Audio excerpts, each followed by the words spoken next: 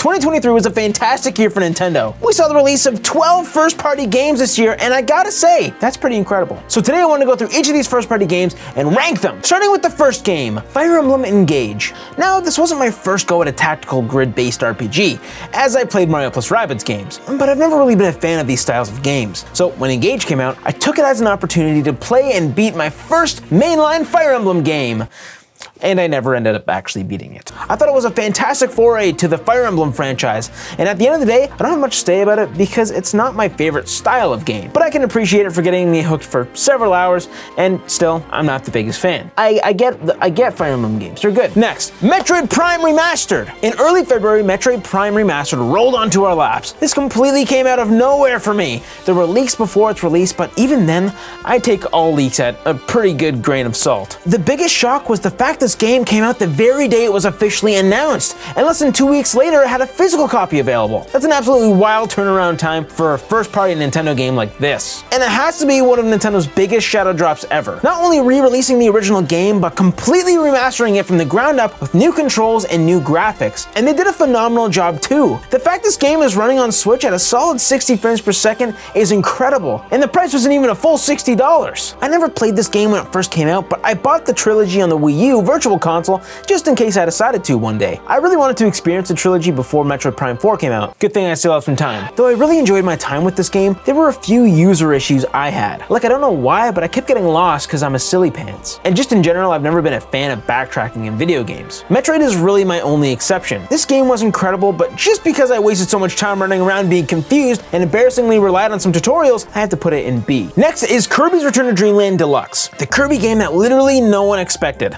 This remake released on February 22nd and reimagined the original Wii game from 2011, completely revising the art style, mini-games, character models, and even adding in a completely new game mode, Megalor's Epilogue! Yeah! Yeah, it was good. I had replayed the original game back in 2021, so when this released, I was already familiar with what the game was going to bring. Even so, I ended up finishing the whole game 100% and completing Megalor's Epilogue shortly after. Megalor's Epilogue was an entirely new game they could have charged you $20 for easily. You can upgrade Megalor as you go through levels, and there's even boss fights and abilities to discover as you do. It's really short but extremely charming and adds even more value to the game. On top of that, they added an entirely new way to experience new mini-games and classic Kirby mini-games with Merry Magoland. Here you can go through each of the mini-games and complete challenges, and as you do, unlock face masks, which are based on the massive roster of characters from the Kirby universe. And if you want, you can bring them into story mode with you. So on top of my love for the original game, they added so much more content and made this game even better. This is an easy A tier for me. The next is Bayonetta Origins. Okay, call me crazy, I never actually played this one. I've heard good things about it, but I've never really been a huge Bayonetta fan. It looks very interesting, and it's quite a unique spin on the Bayonetta franchise, but I have to put it in the didn't play category. Next is Advanced Wars 1+2 Remake.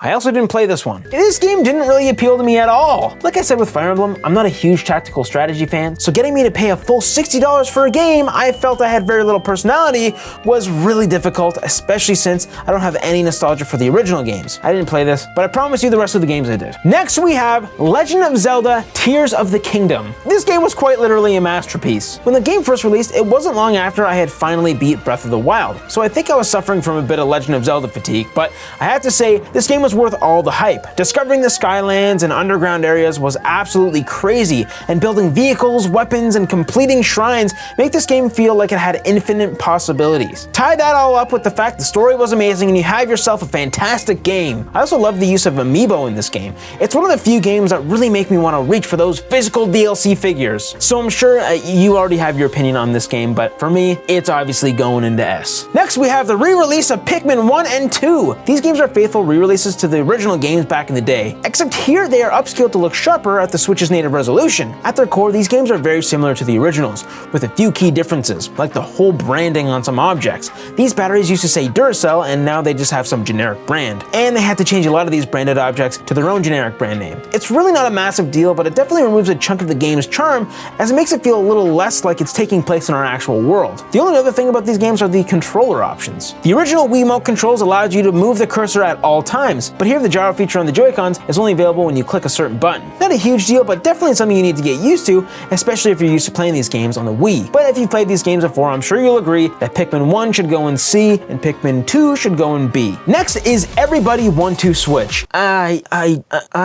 It's an overall hated game. I only played this a few times. I bought this at launch fully expecting this to be the new Jackbox party game everyone wanted to play. And this is like Jackbox, but with a couple major exceptions. Unlike Jackbox, here you can have up to 100 players at a time. The difference with 1-2 Switch and Everybody 1-2 Switch is the fact here you can use your phones. I honestly thought that most of these games wouldn't be responsive or kind of glitchy, but they were surprisingly accurate. But honestly, it's a little embarrassing to do some of these. Like this whole hip thrusting game, I'm not playing that in front of people I trust. Overall, it's a fun party game. Like when it makes you take pictures of an item in the room with a certain color and makes your team bid on items. The games are basic and easy to understand, but I found it to be a little too long at times. I also wish you could select any game from any time, but from what I can tell, you have to enter a game and have it randomly select the minigame you want to play. Overall, it's not a bad party game. And it's a lot of fun when there's a lot of people in the room playing with you and they're all in the mood. But it does lack the depth of gameplay options one might hope from a party game like this. It's also way too expensive for this simple of a game. As much as I want to put it in low B because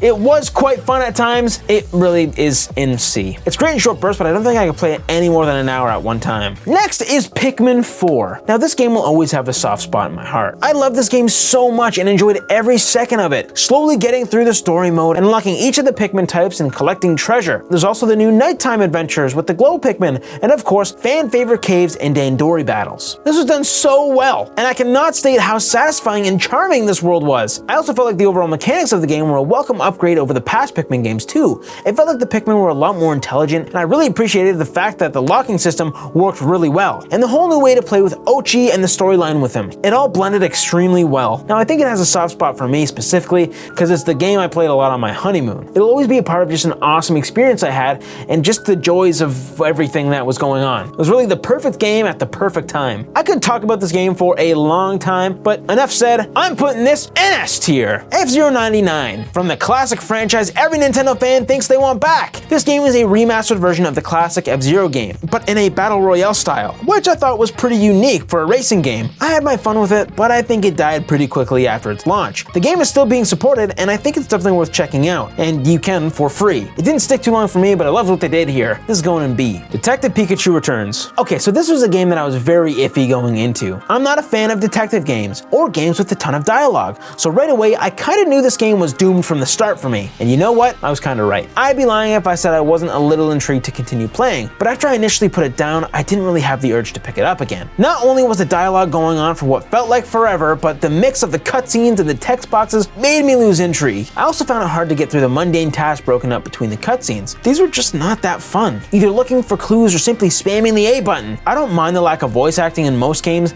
but this one absolutely needed it, considering the story is pretty much the entire game. But I think the biggest issue with this game is the overall graphics. I've learned the graphics in recent Pokemon games aren't that good, but this just seems wrong, especially when you take into account how minimal the gameplay style is. The lighting and shading is horrid, and the textures are so blurry, they look like my glasses were off. At this point, there should be no excuse for first-party Switch games to look this unoptimized for the Switch. We've seen graphical masterpieces on this console, and for a multi-billion-dollar company to put the visuals on the back burner, it's absolutely wild to me. On top of the half-baked graphics, the character models are so lifeless. It just feels like there's no emotion in the game whatsoever. I'm putting this in C because the story was pretty intriguing. And I gotta give it some credit, it's not really my style of game, but I know a lot of people who did enjoy their time with it. Next we got Super Mario Wonder. Super Mario Wonder is the newest spin on the 2D Mario series, completely RDRing the new branding the last decade of 2D Mario games have had, aside from Mario Maker. The game finally made me want to play a 2D Mario game again. It had such a fresh take on it, and was just so fun.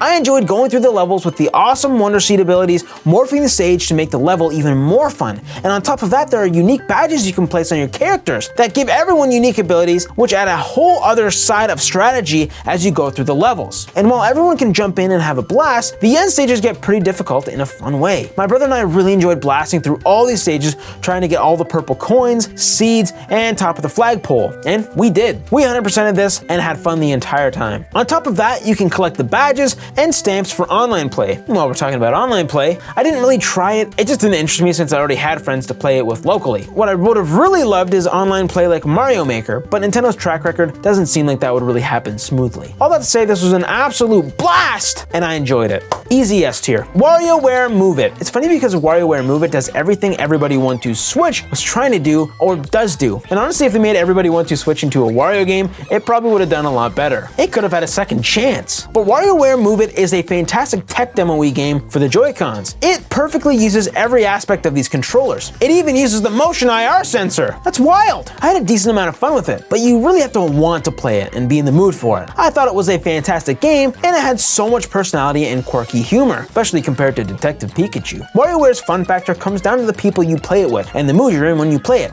I played a handful of the story mode by myself when I was sick and was feeling kind of lazy. That's a good example of when you shouldn't play a game like this. With all the good things I have to say about this, I do have to say this game feels a tad late to the party. I feel like this is a game we should have gotten years ago, much earlier in the Switch's lifespan. Like within the first year of the Switch's launch would have been perfect. I'm not really sure what made them wait this long to do this one. Plus, we already had a WarioWare game come out on the Switch a couple years ago, and that game did really great and was a lot of fun. So personally, I think WarioWare Move It is a great game, but in my opinion, WarioWare Get It Together was a little better. So I'm putting this into a low B. Last but not least, we got Super Mario RPG! I've always wanted to play this game because I heard such amazing things about the original. The fan base was screaming for this game, and even Smash fans were chanting to get Geno into Smash Ultimate. I never thought this game would ever get a remake, especially since the game was originally made by Square Enix, and since the two seemed to have a little bit of a falling out in the PS1 era, and 2 of the 5 characters were originally made by them and not technically owned by Nintendo. Anyways, here we are now, and I finally got to dip into this phenomenal game, and yes, it's worth all the hype. From the awesome music to the decent story,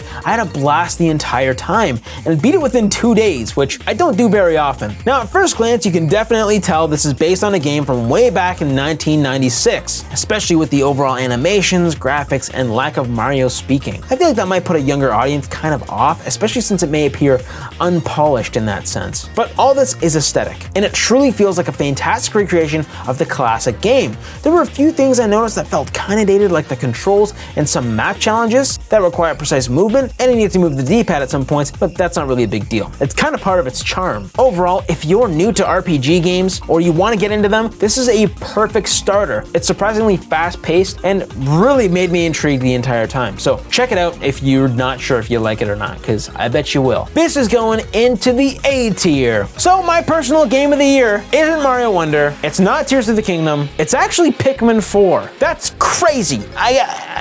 Pikmin 4. That's not the popular opinion, but I just really enjoyed this game. But following extremely close behind is Super Mario Wonder and Tears of the Kingdom. Those were fantastic games. Anyways, let me know what your favorite 2023 first-party Nintendo game was. If you want to support me and possibly have your name at the end of this video, check out my YouTube memberships. And if you liked it, please consider liking and subscribing. I hope to see you in the next one. See you later.